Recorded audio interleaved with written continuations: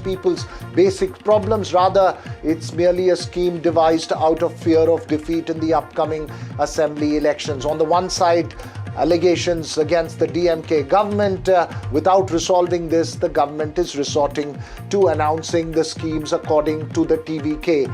That's the allegation from the TVK, which is building up for the TVK versus DMK face-off.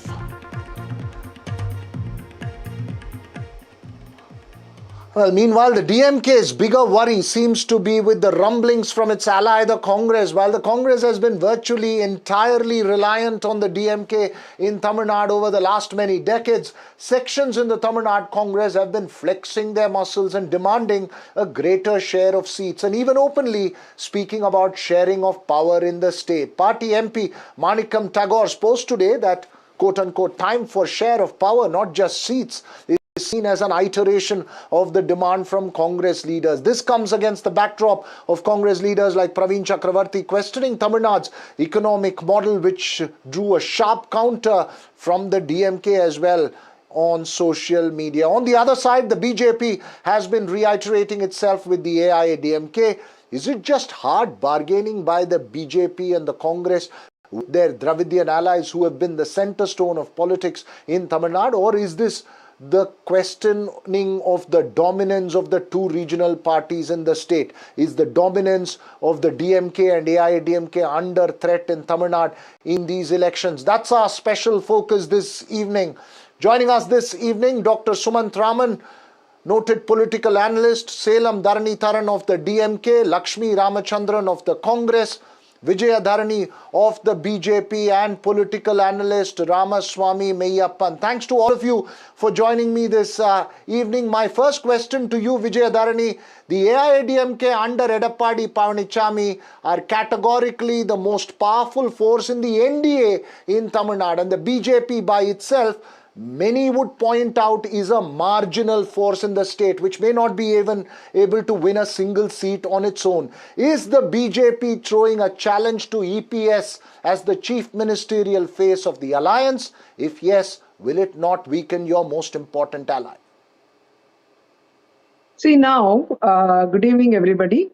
This NDA alliance is a formidable alliance with ADMK on the taking the alliance forward, and Edappadi Panichami is the chief ministerial face for the alliance. This alliance is being clinched several months ago, so that definitely there is something that has grown into the Tamil Nadu election politics, that this alliance is going to form the government in the 2026, after the 2026 elections, and this alliance is going to definitely be an answer to what last 5 years the DMK was doing and its allies. It's going to be an answer to this election, is going to be an answer to the people of Tamil Nadu, that how the DMK is Edappadi Panichami the categorical chief ministerial face of the alliance? That's the question today. Yeah, categorically, the chief ministerial face of the alliance is Sri Edappadi Panichami. This has been already declared by Sri Amit Shah ji, and the alliance was clinched as NDA alliance with partners ADMK and BJP.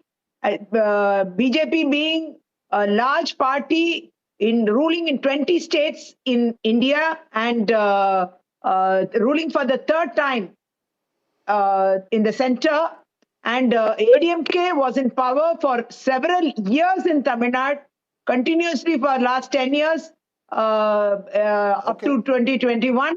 So naturally, two large parties have come together for the past several months, have been working together, and the chief minister face is none other than Sri Edappadi Panichami, and this alliance is working towards for a bigger alliance with a lot of other parties also coming inside, which we will be knowing shortly. By the middle of February, everything will be settled.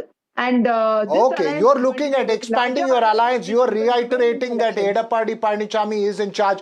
Lakshmi, The question to the Congress is that the murmurs that have been coming have been disconcerting to perhaps one of the strongest allies the Congress has in the country.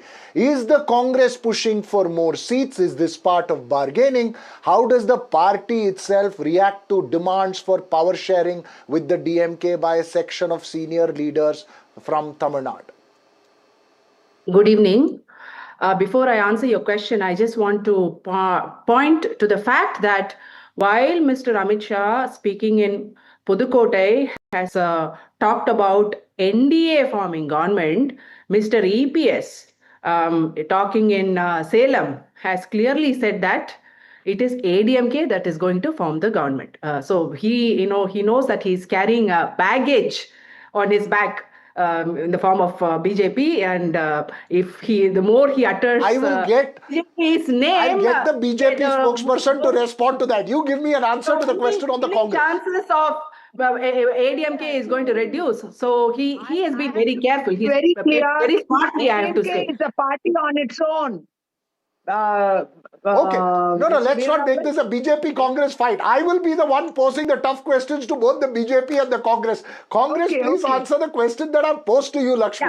Yeah. Let me answer your question. So, see, Congress is a democratic party. A lot of individual senior leaders have their own, opinions, stand on alliance issues and various other issues. But as far as Tamil Nadu is concerned, it is the AICC observer, Mr. Girish Chodankar, who is the representative of our leadership in Delhi, us as a national party. So our leadership has a representative in Tamil Nadu who is closely observing the election scenario in the state, and whatever he says is our party's official stand.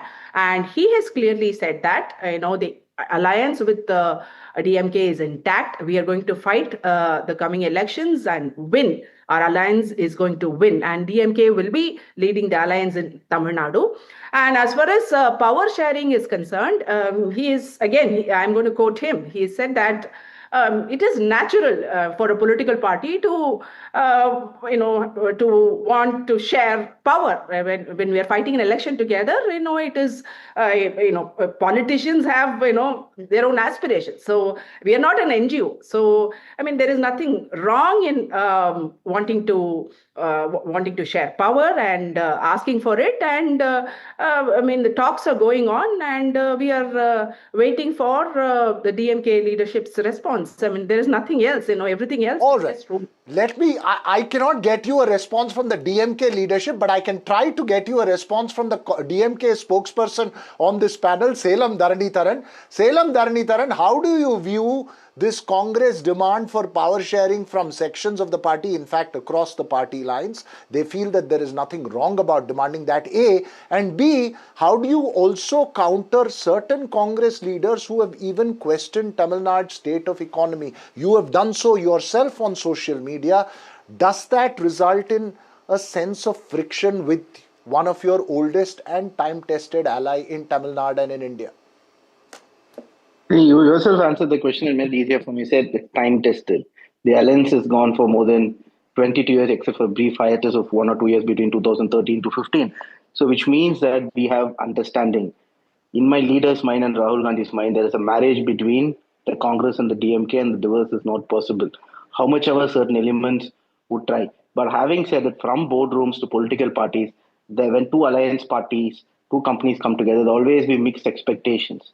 And how we resolve it is our talent. And you have seen it in the last 22 years how we have wonderfully worked out on alliance together and gone very well. Every election alliance partner would have a higher expectation. The leading partner would have a smaller expectation. But eventually, when the time arrives, both parties the high command of both parties will sit together and decide on an amicable solution. This is negotiation. Even BJP has faced this every time.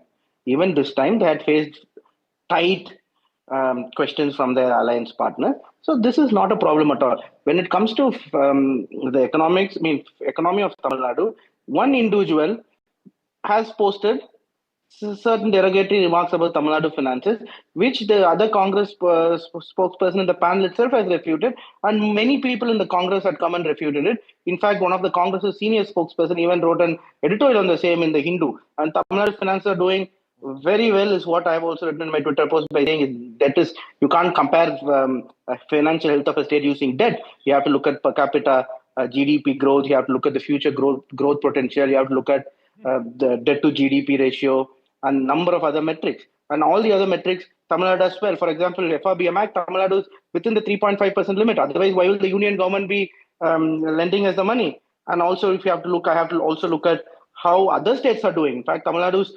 FRBM, if you look at the percentage. Without going into the data, Salem Dharanitharan, you would dismiss those questions as one of an individual and not that of the party. As far as seat sharing and power sharing, would you believe that it's a just demand? Very brief answer. See, every alliance partner are well within their right to ask whatever they want, right? And we are within their right to decide what to give. But this is not my job. Okay. This is not even the Congress spokesperson. Here are people in the Twitter writing. This is the job of the designated committee set up by both parties who will come together and there will be a give and take. That is how a partnership and alliance come together. This is universally the same, not just in India, right? So I don't understand why we are making issue because that will be decided in month of March. Cannot be discussed by spokespersons of two parties. But let me get Sumant Raman, because I do want to go back to the BJP spokesperson about the AIADMK and the statements that have been coming out between NDA being in power and AIADMK being in power. Sumant Raman, first of all, would you see these as purely seat sharing negotiations and power sharing negotiations playing out at this time, which are irrelevant after an election result comes, because after that only the numbers will decide who has power and who doesn't? Or do you believe that given that the TVK comes in as a third force this time, there is a possibility for political realignment of alliances in Tamil Nadu? I honestly don't expect. I see this as brinkmanship on the part of the Congress. The Congress now has an alternate option. They didn't have that alternate option until the TVK emerged. So since they have this option, they are trying for a better deal for themselves. I don't think that that's particularly wrong. After the Bihar election, there was briefly talk that the DMK will cut their number of seats from 25 to 20. So now this gives them the opportunity, at least, if not 25, at least to push and get maybe 30 seats, from the DMK. And second, very importantly, it is a logical request. Asking for a share in power is not, because today everybody knows the DMK can't win on its own. They need an alliance of some kind. So that is why the Congress now believes that this is the time to push. I don't think that Rahul Gandhi will go as far as break the alliance, simply because it also means the end of the India alliance. The DMK is one of the largest parties in the India alliance. So effectively, if they also leave, then it will be the end of the India alliance. You're ruling out the Congress having any truck with the TVK? I think that there will be a lot of brinkmanship. Yesterday, Mr. Girish Chodankar, who has been appointed by the Congress to hold talks with the DMK, says, I hope we'll conclude the seat sharing talks soon so that we can get started with the campaigning. So when that is going on, but clearly one thing, Veera, the fact that Manikam Tagore is putting out what he's putting out, that means that whatever is going on has the blessings of the High Command. This is not some random state Congress people trying to rock the boat. No, this has the blessings of the Congress High Command. At the very least, Mr. Rahul Gandhi must have at least known about it and looked the other way in this effort that's being made. When Praveen Chakravarti did it, we still had doubts, because Praveen Chakravarti, though, head of the data analysis wing and all of that, may not have been, may have possibly been acting on his own. The state unit chief, Selva Perendagai, one second, Veera, one second. State unit chief asked for action to be taken against him, against Praveen Chakravarti. That's right. Nothing happened. Nothing happened.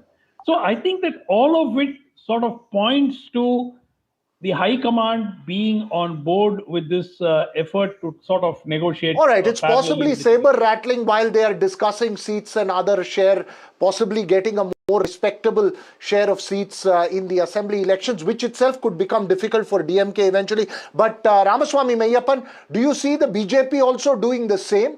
Or is there a genuine effort to not have categorical assertion of Edappadi Palaniswamy? Because the sense we are getting is that the BJP does not want this to become a personality battle, given that Vijay is a bigger force in terms of personality. It wants it to be an alliance battle. Do you believe that's BJP is bargaining, or is the BJP asserting itself? A very good evening. My pranams to Bharat Mata and the people of the country. See, the first thing that I want to take cue from is Amit Shah's address yesterday. Amit Shah said, no matter what, the primary requirement is to unseat the DMK. The DMK has not been good for the country. The DMK has not been good for the state. The DMK has not been good for the people. All their policies, all their measures, and so on. So Amit Shah's statement was categorically, we will do everything in our powers to unseat the DMK. So that means managing the alliance metrics to the best of their ability, ensuring there is stability in the entire alliance, ensuring that there is greater numbers, ensuring that there is greater vote percentage, not across the state alone, but in each constituency.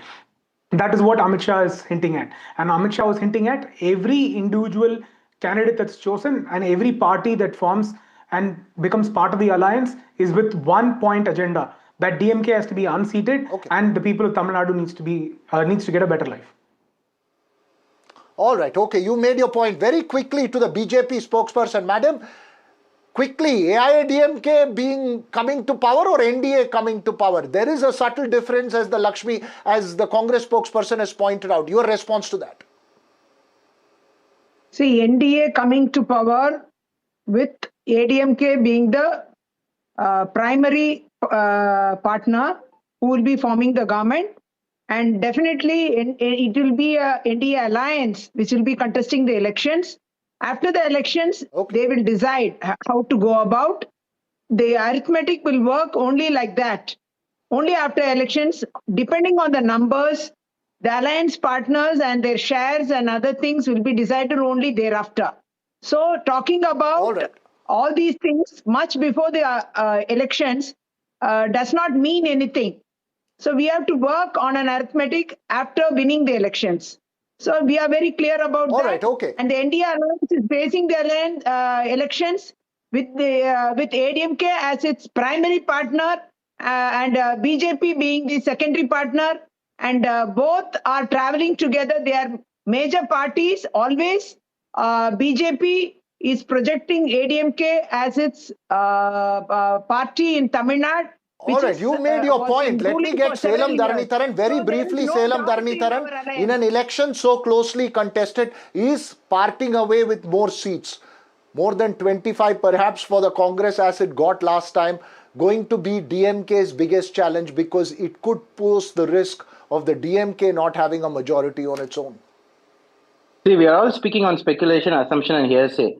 The only thing you have to go by is the DMK's alliance since the 2018 is a constant, which means DMK, Congress, CPI, CPM, MDMK, VCK, MNM, KMMK. Okay, one party left, one party came in. But can you say it for the opposition? There was ADMK and the BJP together. Then ADMK and BJP stood separate. Then ADMK, BJP, they are now come back together. But who are part of the ADMK and BJP now? We're not clear. Even ADMK, BJP, is it going to be ADMK phase or is it an NDA phase? We are not clear. Is the PMK part of it? Then which PMK? Is DMDK part of it? We don't know. Is the OPS going to be part of it? No. So the alliance is not made. Our alliance is made 2018.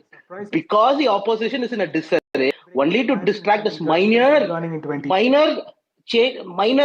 issues that crop up between any alliance is being magnified because they want to make an issue out of it and they want to seem better. That's the only reason. Otherwise, I don't think why this debate on the DMK alliance has to come because it's very, very clear and very solid. Lakshmi, the debate has come up because of posts by Congress leaders, including senior ones, demanding a share of power.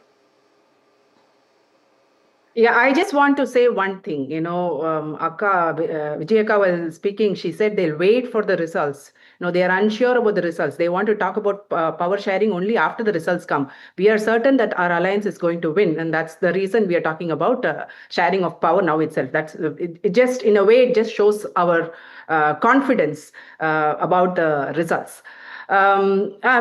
I think we've said everything that has to be said about wanting to share power. We are a political party, and all political parties have their aspirations, and we are expressing it. And it's any alliance talks happens this way. Any pre-poll alliance talk happens this way, and whatever the aspirations of our cadre is, our leaders are, it's being put forth, and we will wait for DMK to respond. All right, all the spokespersons taking the politically correct line, saying that we will sort this out within ourselves. You don't worry about it in the media. It's just gossip and speculation in the media. But thanks very much, Lakshmi, Salem, Dharanitharan, Ramaswamy Meyyappan, and the BJP spokesperson for joining us here this evening. But Sumant Raman, just stay with us, because I'm going to keep you in on the next story as well. Staying with Tamil Nadu and the DMK's internal politics, is the DMK's parliamentary party chief and head of party's manifesto committee, Kanimozhi Karunanidhi, keen to assert herself in state politics. According to sources, Kanimozhi, a two-time Lok Sabha MP from Thoothukudi, who has also had a term in the Rajya Sabha, is keen to contest the assembly elections. A video projecting her as a future leader was released today to mark her birthday, and clearly asserts her space in the DMK as the ideologically consistent mass leader in the party. Kanimozhi in state politics could be a threat to the categorical assertion of Udayanidhi Stalin as the heir to MK Stalin, which was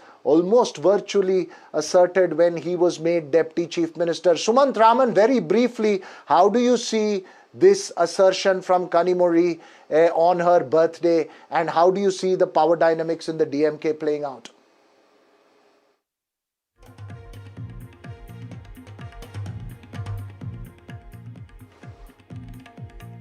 That video that we are playing out is what we are referring to on that.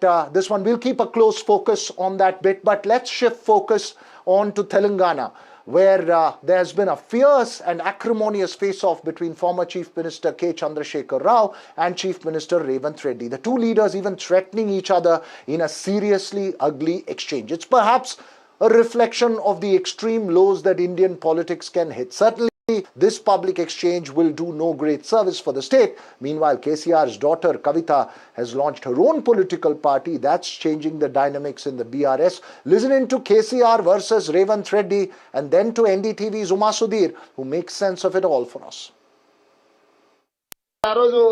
Irrigation Minister Harish Rao garu, Chief Minister KCR garu, వీళ్ళిద్దరిని ఊరేసిన, నేను అథారిటీగా చెప్తున్నా, వాళ్ళిద్దరిని ఈ జలాల విషయంలో చేసిన అన్యాయానికి హరీష్ రావు గారిని, కేసీఆర్ గారిని ఊరే తీసినా తప్పు లేదు. ఇదే మిడిల్ ఈస్ట్ కంట్రీస్ అయితే చౌరస్తాలనే ప్రజల చేత రాళ్లతో కొట్టించి చంపించుండే వాళ్ళు. మనది ప్రజాస్వామిక దేశం కాబట్టి ప్రజాస్వామ్య బద్ధంగానే ఎవరినైనా శిక్షించాలి కాబట్టి కసబును కూడా మనము చాలా రోజులు జైల్లో పెట్టి బిర్యానీ పెట్టి విచారణ చేసి ఉరిదీయాల్సి వచ్చింది. రోజు అరుసుడు. నాకైతే డౌట్ వస్తున్నది, ఎంత ఒరులుతున్నాడు, ఎంత అరుస్తున్నాడు అంటే, ఆ గీతమ్మ ఉన్నది ఆయన భార్య, ఆమె చెప్తున్నా నేను తల్లి గీతమ్మ జల్దీ కట్టే, లేకపోతే ఆయన ఎవరైనా కరిసినా కరుస్తాడు వీడు. ఎందుకంటే ఇప్పుడు రోజు అరిసి పిచ్చిలేసిపోయేటట్టున్నది, కరిసేటట్టు తయారైంది రోజు రోజుకు. నేనేమంటున్నా అంటే, ఏనుగు పోతుంటే మస్తు జంతువులు మొరుగుతుంటాయి, నక్కలు కుక్కలు, మనం పెద్ద పట్టించుకునే అవసరం లేదు. ఒక్క మాట ఏమంటాడు, నేనట మా అయ్య పేరు చెప్పుకొని బతుకుతున్నా అంట. అవు మా అయ్య గొప్పోడు, మా అయ్య తెలంగాణ తెచ్చిన మొగోడు మొనగాడు, బరాబర్ చెప్పుకుంటాను. తప్పేమున్నది? మా అయ్య పేరు నేను కాకపోతే ఎవడు చెప్పుకుంటాడు, నాకు అర్థం కాదు. మా అయ్య మొగోడు మొనగాడు తెలంగాణ తెచ్చినోడు, బరాబర్ చెప్తా. మరి నేనేమంటున్నా, నువ్వు సకట్ పనులు చేస్తే నీ పిల్లలు కూడా నీ పేరు చెప్పుకుంటారు. నువ్వు లుచ్చ పనులు చేసినావు అనుకో, నీ మన్మడు కూడా నీ పేరు చెప్పుకుంటే గాలంగా మన్మని అని చెప్పుకోడు. మంచి పనులు చేయి, నీ పేరు కూడా చెప్పుకుంటారు. क्या होने वाले कैसे होने वाले पता नहीं है, जो यहाँ बेच दे कौन संभालना, ऐसे क्यों इधर लेगा के छोड़ दिए? समझाओ उन लोगों को, सिखाओ कुछ उन लोगों को, यहाँ के बोलने के लिए क्यों उन लोगों को एमएलए चुना है, क्यों उनको डिप्टी लीडर बनाया? आप समझाओ केसीआर साहब उन लोगों को, आप नहीं आए तो नहीं आए, आप ये समझते होंगे हम बहुत बड़ा, कोई भी समझ सकता है, मैं 30 को मारता हूं 35 को मारता हूं, कोई भी समझ सकता है, मगर मैदान में आए तो पता लगता ना. నీ రాహుల్ గాంధీని ఉరిదీయాలి. ఎక్కడ? అశోక్ నగర్ నడి చివరస్తాలో 2 లక్షల ఉద్యోగాలని చెప్పి మాట తప్పినందుకు రాహుల్ గాంధీని ఉరిదీయాలి. రైతులకు రుణమాఫీ చేస్తా అని చెప్పి మాట తప్పినందుకు వరంగల్లో రాహుల్ గాంధీని ఉరిదీయాలి. బీసీలకు 42% రిజర్వేషన్ అని చెప్పి మాట తప్పినందుకు మీ నాయకత్వాన్ని, కాంగ్రెస్ నాయకత్వాన్ని, రాహుల్ గాంధీని, రేవంత్ రెడ్డిని కామారెడ్డిలో ఉరిదీయాలి. ఉరి తీసుకుంటూ పోతే 420 హామీలు ఎగ్గొట్టినందుకు 420 సార్లను నీ 420 కాంగ్రెస్ పార్టీని ఉరిదీయాలి. కేసీఆర్ గారిని పట్టుకొని నోటికొచ్చినట్టు మాట్లాడుతూ పనికిమాలిన చెత్తవాగుడు వాగుతూ నిన్న శాసనసభలో ఆయన మాట్లాడిన మాట. Can things stoop any lower and nastier? That's what people observing Telangana politics would think, because it's been non-stop fireworks between Chief Minister Revanth Reddy on the one side and BRS leaders, whether it is KT Ramarao, the working president, or former irrigation minister Mr. Harish Rao. Of course, Revanth Reddy's supporters say that former Chief Minister KCR had used language suggesting that he could skin alive the Congress leaders, and that's the reason why Revanth Reddy had retaliated in kind. Of course, Revanth Reddy takes it to another level when he said that he thought that there is nothing wrong if KCR or even a Harish Rao is hanged in a public place. He made a reference to a Middle East country, saying that they are stoned to death in those places, and because we are a democracy, he brought in the reference of a kasab and said that he was given biryani and kept in jail before he was hanged. And it was in retaliation to that KTR now is talking about hanging Rahul Gandhi for failing the promises to the youth, hanging Revanth Reddy and Rahul Gandhi for promises to the BC community on reservation and also to the farmers on loan waiver. And therefore, even though each of these parties is calling the other as abusive, none of them is really backing off. And in all this, in the middle of all this, is where Kavita got that platform in the Legislative Council, to which she had resigned in the month of September itself. But her resignation was not formally accepted, and therefore she comes in dramatically. She gets a platform to actually talk about what all was wrong with the BRS government. She seems to find nothing that went right with the BRS government during its 10 years in power, even though she wants to spare KCR. But by condemning the BRS government, she's suggesting that nothing was right at that time. Of course, the climax was, of course, announcement that she will have her own political party that she is going to be launching now and fighting on that ticket. Well, that exchange playing out in Telangana between KT Ramarao and Revanth Reddy. We'll take a very short break, but when we come back, the big exchange for the battle for Mumbai.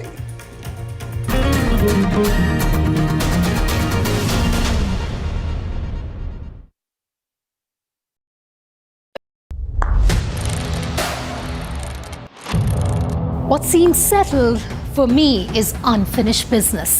So I rewind, I pause, I reflect, I dig until what's buried stands up to be counted. Breaking ground, not just headlines, the meaning behind them. This is Breaking Ground with me, Vedika Sood. I don't sugarcoat. I shoot straight and tell you stories the way they need to be told. Unfiltered, unafraid, unmissable. That's how I roll. Watch me, Priyanka Deo, on NDTV World. Namaste.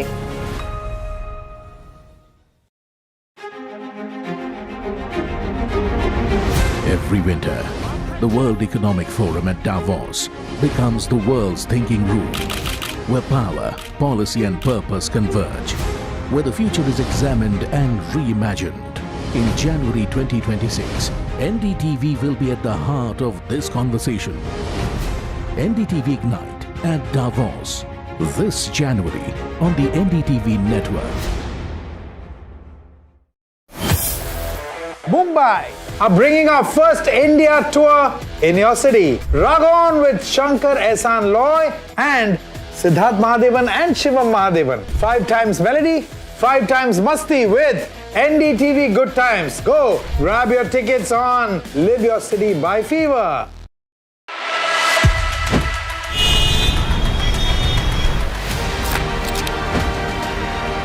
It is Asia's richest civic body. 2026 begins with Big Bang BMC Port. High stakes Mumbai battle loading. Can BJP extend Maha winning streak? Existential fight for the Sena. Can the Congress strike a comeback? Maha civic body, massive implications. NDTV tracks the Maha build-up, battleground BMC.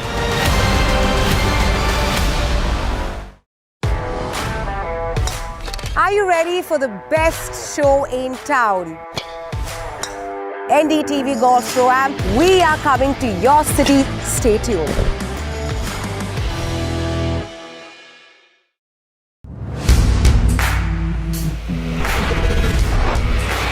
Alright team, our new order show is ready. Now we need a promo. Something cool, something sharp. Well, I'm sure we'll be having outstanding reviews, solid suggestions, Expert advice, the latest trends. It's a lot simpler. We'll help people make the right auto decisions. It's got the cool stuff, geeky stuff, serious stuff, all of it, so that you can discover, decide and drive.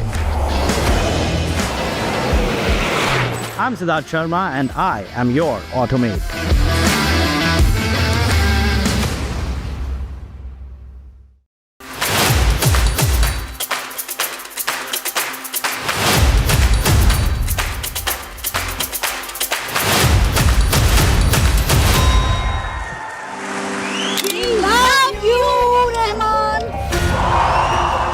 This was one of the most magical, mystical performances we've seen.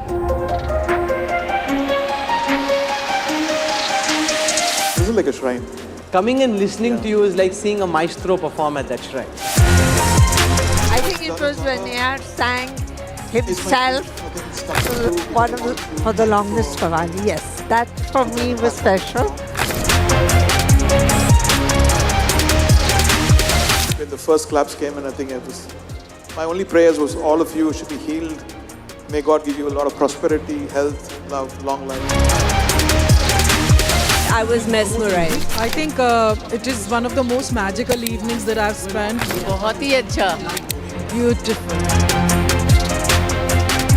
Oh my God, A.R. Rahman is unmatchable. It connected me to some spirituality. This is India for me. This is India. This India I grew up, and this India I'm seeing now. It will never change. When you have somebody like an A.R. Rahman, legend, maestro, I don't know which word should we choose. It was just a treat. Other opposition parties. They argue, I conclude. They deflect, I drill down.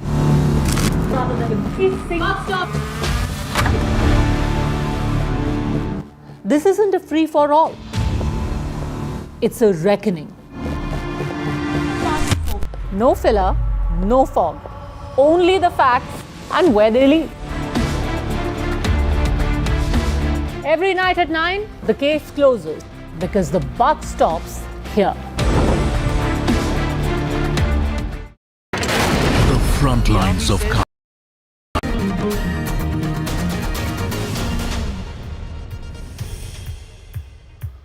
Welcome back. Now to our special focus on the big face-off in the battle for Mumbai. It's a must-win battle for both the Thackeray family and the Shinde Sena and the BJP. And it's one where the BJP Shinde Sena is pitching Hindutva versus the Thackeray cousins Marathi power. With the Congress forming a third force along with the VBA on the one side, it's a sensitively balanced battle for Mumbai with threats of intimidation, coercion against opposition candidates and blatant use of communal, regional and divisive sentiment playing out in full blow. Who has the edge in this battle for Mumbai, and what defines this campaign? Is it one defined on development and aspirational Mumbai needs, or is it one defined on divisive political and social fault lines? That's the focus question this evening with our special panel. But first, listen in to the high voltage political exchange.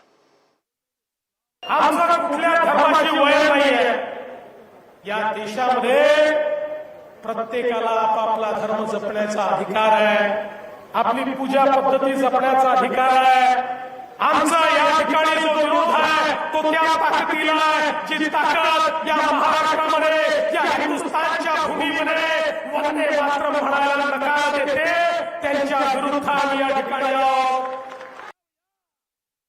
पेशव्यांच्या काळामध्ये मला असं वाटतं 3 संस्थानं उभी राहिली. त्यातलं एक गुजरातचं मधलं गायकवाडांचं, शिंदेचं म्हणजे सिंधिया ज्यांना म्हणतो आपण ते, आणि तिसरं होळकरांचं. बरोबर. जे साम्राज्य उभं राहिलं ते बडोद्याचं साम्राज्य उभं राहिलं, जे मराठेशाहीचं साम्राज्य आहे. बरोबर. मग त्या बडोद्यामध्ये सगळे मेयर गुजराती का होता? तो हा महाराष्ट्र आहे, महाराष्ट्रामधल्या प्रत्येक शहरामधला महापौर हा मराठीच होणार.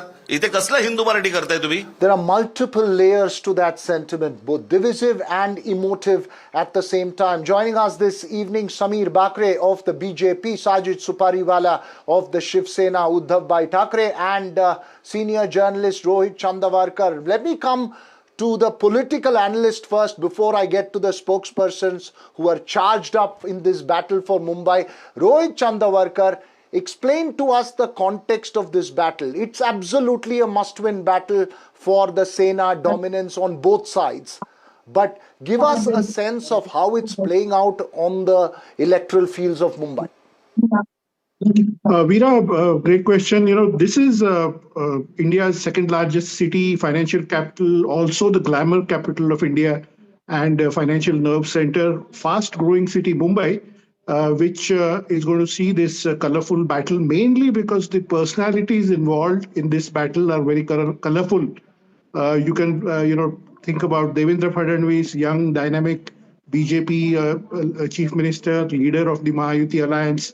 There is Uddhav Thackeray, who has Thackeray legacy. There is Raj Thackeray, who's a flamboyant personality, great orator, etc. So this is an election that is revolving around these personalities. Firstly, secondly, the big issue here now is the Marathi Manus issue, because the Thackerays, the MNS and Shiv Sena UBT are now pitching the whole thing on just the survival and existence of Marathi Manus. In other words, the Marathi-speaking population of Mumbai, and they are pitching this as a battle of survival for the Marathi Manus, while the other side, which is the BJP-led Mahayuti, is stressing on 2 points. One is the infrastructure development of Mumbai, the work that has been done in the last few years, the metro rail, the new airport, and other road infrastructure, etc., as well as Hindutva issue.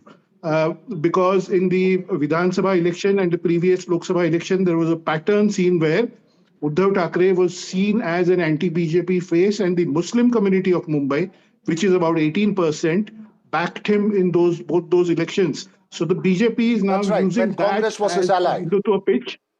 Last line. So the BJP is now using that as a Hindutva pitch and saying that, we have to save the Hindu Marathi. This is the new concept that they have brought. The Hindu Marathi population of Mumbai, and they are claiming that Uddhav is now a representative of the minority community in Mumbai. Veera.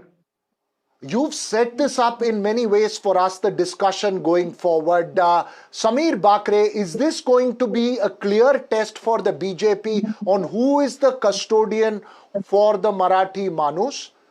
Is it Shinde Sena and the BJP which is ruling Maharashtra, or is it going to be the emotive appeal of the Thackeray cousins?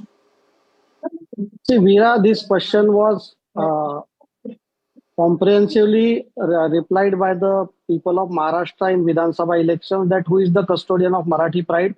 And let me give one example to you which will burst this narrative of Marathi versus Hindutva or Hindi. See, the most revered figure of our country, Chhatrapati Shivaji Maharaj, what was his slogan? His slogan was Hindavi Swaraj. So he started his entire establishment of Maratha Empire on this Hindavi Swaraj. So who was Chhatrapati Shivaji Maharaj? He was a Marathi.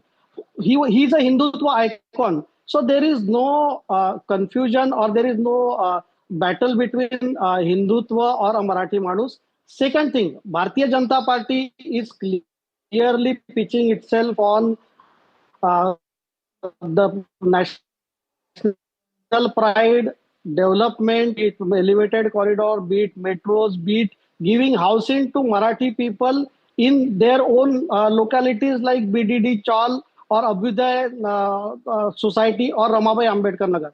On one side, there is confusion, corruption, and family dynasty. On other side, there is vision, growth, and merit. And Mumbaikars have seen what Mr. Devendra Fadnavis has done for the city of Mumbai. And their Hindutva is restricted to only beating people on the streets who come for their Let me get Sajid Supariwala to respond. Go ahead, Sajid Supariwala. First reply to you about the same is that we are looking at the development of not only the houses of Maharashtrian people, but also anybody living in Maharashtra is a Maharashtrian. Even Balasaheb Thackeray used to call that only. It's not about caste, creed, or religion. Secondly, the thing is, we are not only looking for the housing, we are looking for the education, for the jobs, for the Marathi youth. We are not telling the Marathi youth, misguiding the Marathi youth that believe in violence. We believe in giving development to them. Today, for the Marathi Manus, Uddhav Balasaheb Thackeray and Raj Thackeray, both the scions, both the real hires of Balasaheb Thackeray is taking the legacy forward. Balasaheb's dream is coming true now. So these people, the so-called BJP people who got a stronghold in Maharashtra was because of Balasaheb Thackeray. They are talking about Marathi people. Balasaheb Thackeray is the person who founded Shiv Sena by Prabodhantak Thackeray. The family had founded it for the Marathi Manus, for the Sthanik people, for the localites.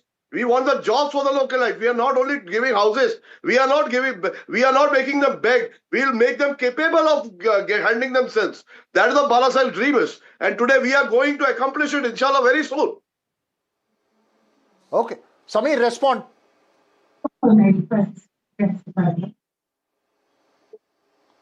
Samir. This is to me? Yeah, basically, my learned friend is saying that they are giving a lot of things for Marathi Manus. So let me ask him what he has done for Marathi Manus in last 25 years in BMC. There, the late Hindu Hriday Samrat Balasaheb Thackeray was the brand of Hindutva. They left Balasaheb Thackeray's legacy and they joined Congress. There are numerous videos. Let me complete. There are numerous videos of Balasaheb Thackeray saying that I will not allow the party to be made a Congress and I will shut my shop. And the UBT, for the sake of power, they left Marathi Manus and they went to Congress party who are repeatedly insulting Veer Savarkar. Veer Savarkar was icon of UBT, Swargya Balasaheb Thackeray, and Congress party is continuously insulting Veer Savarkar. So you don't have a right to talk about Marathi Manus at all. So basically, you have done nothing. You people are not concerned about Marathi Manus. You people are only concerned about Gujarat. You don't have any agenda. Tell me one thing. What is your agenda for Mumbai? What have you done? I can tell you 100 projects. 10 years you are in state. 14 years you are here. What did you do for the Marathi Manus? What did you do for 14 years? Tell me. You are in the state. You are in the central government. Tell me what you did. We have given a lifeline to Mumbai. We are developing. What have you done? We are all the dreams. Housing. Coastal Road dream was thought the plan was for Balasaheb Thackeray and Aditya Thackeray. Okay. There is no agenda. There is no plan. Our plan was for the coastal road. You are taking credit for everything. So basically, you are taking credit for everything. Rohit, I'm sure you're used to this exchange playing out in Mumbai, but give me a sense of the context that's playing out, because from an intellectual standpoint and from a social standpoint, the subdividing of Hindutva into Marathi Manus versus the Hindutva battle seems an extremely interesting experiment. Do you believe that this is less about Marathi Manus, more about bringing the legacy of Bal Thackeray and the Thackeray emotion with the Marathi population of Mumbai? Or is this about addressing core issues of the Marathi Manus? Veera, I'll quickly give you some historic facts, and nobody can deny those facts, because I'm going to just tell you history of what happened to the Shiv Sena over last, let's say, 30, 40, 50, 60 years. The party was founded by Balasaheb Thackeray, as everybody knows, in 1966. So it is almost 60 years, let's say 59 years ago. At some point, after Balasaheb Thackeray's party could win the Mumbai Municipal Corporation in the late 80s, it was BJP leader Pramod Mahajan who convinced Balasaheb Thackeray during their various meetings that it's an important thing, important shift, that just talking about Marathi Manus will not help the Shiv Sena expand all over Maharashtra. So Balasaheb slowly moved towards Hindutva. Very interesting shift.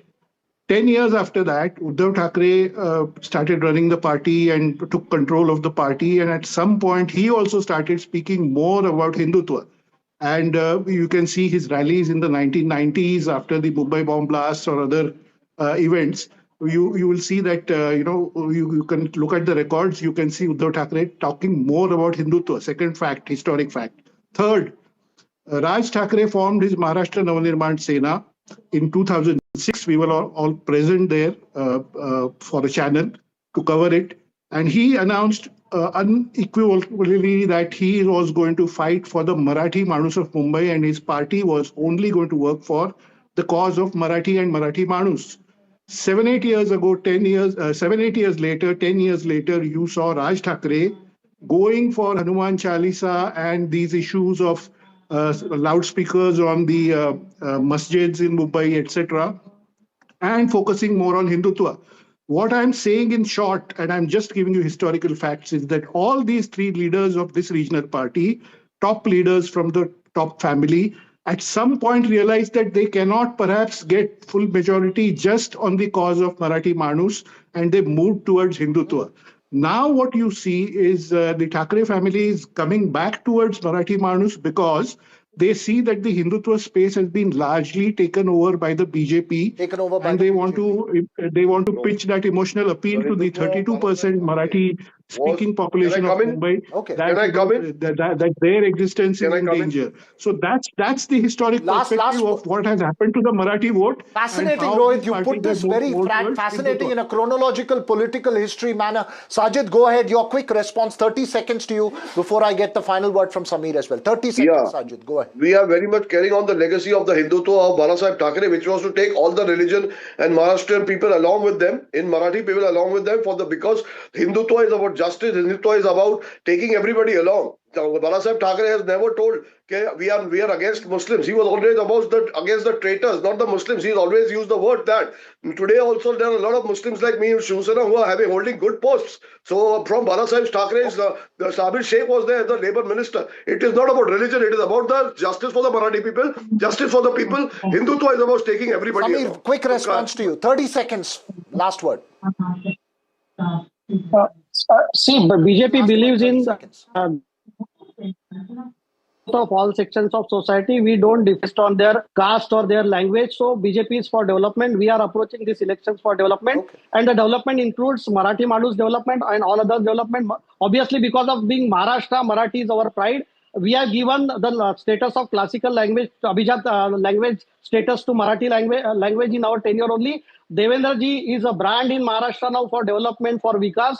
And these Thackeray's are just trying to protect the family dynasty, and they have nothing to offer to the people of Mumbai. Why you are getting so harassed? All right, we'll leave this conversation right here. Obviously, it's going to get louder, and Rohit Chandavarkar will give us the chronological order of how this plays out in the fields of Mumbai, electoral fields of Mumbai. But thanks very much to all three of you for joining us here on the Southern View this evening. That's all we have time for on the Southern View this evening. News and updates continue right here on NDTV. Thanks for watching.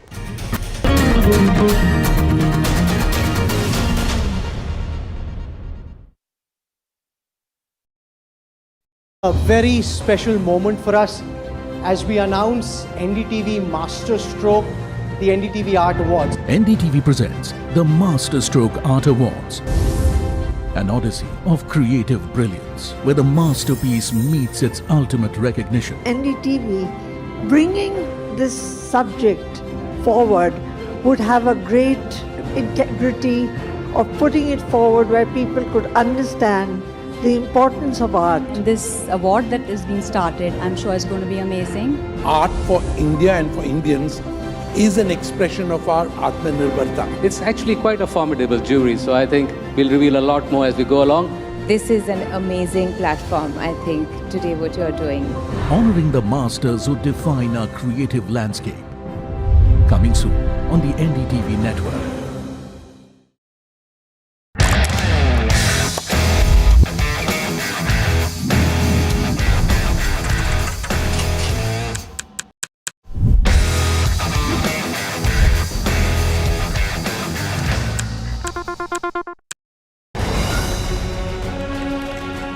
the heart of the newsroom to the core of the stories shaping your world. Join me, Gargi Raut, as I track all the developments as they break. Live from the NDTV newsroom, weekdays at 4 p.m. 21 days in Kashmir. People have bombarded me, friends, with requests for an unfiltered list of things I saw and observed on the ground. Very special ground report from the line of control. There were some children who've lost limbs in the shelling. They're now India's smallest but possibly the most powerful crime family. Cough syrup has killed at least 25 children. Gaikwad sahab, aise mat kijiye. Suddenly people are wondering about the weaponization of India-Pakistan cricket. We live and breathe elections. You will not believe your eyes or ears when I show you what I'm about to do. And for a country that has fought so many wars in the mountains and at high altitude. We're standing on the Indian Navy's newest warship. The line of control, Shiv Arun, NDTV. Across the country, he has tracked the pulse of power from Washington to Korea. Witnessed history being made in global capitals and conflict zones. Brought clarity to complex issues of national security and international affairs.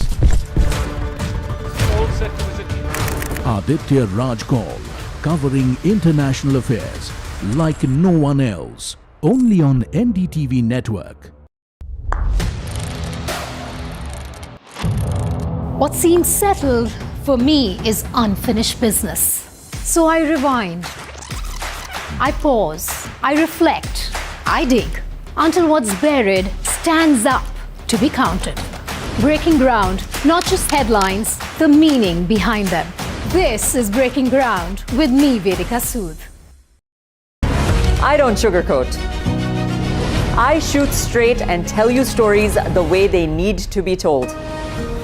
Unfiltered, unafraid, unmissable. That's how I roll. Watch me, Priyanka Deo, on NDTV World. Namaste.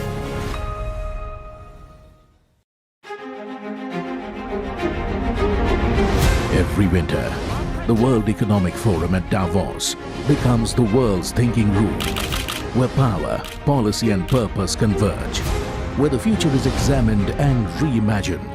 In January 2026, NDTV will be at the heart of this conversation.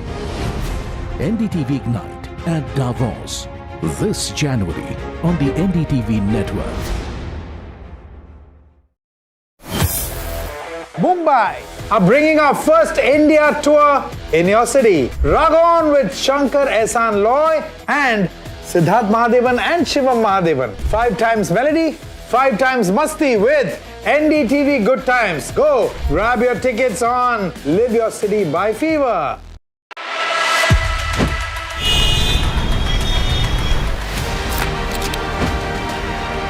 It is Asia's richest civic body. 2026 begins with Big Bang BMC poll. High stakes Mumbai battle loading. Can BJP extend Maha winning streak? Existential fight for the Sena. Can the Congress strike a comeback? Maha civic body, massive implications. NDTV tracks the Maha build-up, battleground BMC.